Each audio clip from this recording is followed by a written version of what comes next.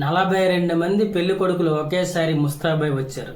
వారికి సంబంధించిన బంధుమిత్రులందరూ పెళ్లి పందిరి వద్ద ఎదురు చూస్తున్నారు. ముహూర్త సమయం దగ్గర పడుతుంది. కానీ ఎంతసేపటికి పెళ్లి కూతుళ్లు మాత్రం రాలేదు. మధ్యప్రదేశ్లో దేవాస్లో సామూహిక వివాహాల పేరుతో అమాయక కుటుంబాల భావోద్వేగాలను పెట్టుబడిగా మార్చుకొని 42 కుటుంబాలను నిలువుగా ముంచిన ఈ ఘోరమైన మోసం వెలుగులోకి వచ్చింది. పెళ్లిళ్లు అవుతాయనుకుని ఆశగా వచ్చిన కుటుంబాలకు చివరకు కన్నీళ్లే మిగిలాయి.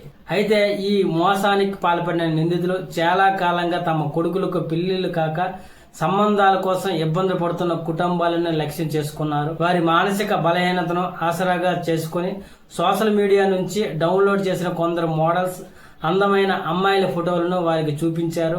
ఇండోర్లోని ఓ అనాథాశ్రయంలో ఉండే అమ్మాయిలతో ఈ పెళ్లిళ్లు జరిపిస్తామని, దేవాస్లో మే 25న ఘనంగా సామూహిక వివాహాలు ఉంటాయని నమ్మబలికారు. ఇందుకు గాను ఒక్కో కుటుంబం నుంచి 12,000 నుంచి 25,000 వరకు వసూలు చేశారు.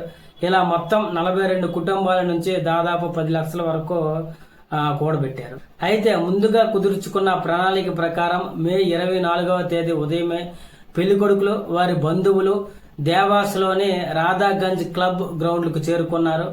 జీవితంలో అత్యంత కీలకమైన రోజు కోసం ఎంతో ముస్తాబై వచ్చిన వారికి అక్కడ ఎలాంటి పెళ్లి పందిరి గాని కనీస ఏర్పాట్లు గాని కనిపించలేదు. అక్కడ ఉన్న నిర్వాహకులు ముఖేష్ బైరాగి అతని భార్య సునీతలను నిలదీయగా ఇండోర్ నుంచి పెళ్లి కూతురు వస్తున్నారని, దారిలో ఉన్నారని కట్టుకథలు చెప్పారు.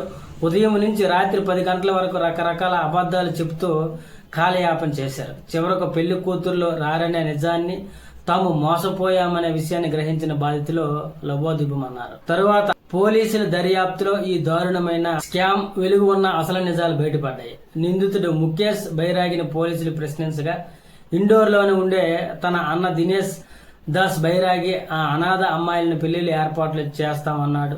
అతడే పెళ్లి కొడుకుల నెంబర్లు ఇచ్చాడని తెలిపాడు. పెళ్లి కొడుకులంతా అక్కడికి వచ్చాక దినేష్ కు ఫోన్ చేయగా వస్తున్నారని చెప్పి ఆ తర్వాత ఫోన్ స్విచ్ ఆఫ్ చేశాడని ముఖేష్ పేర్కొన్నాడు.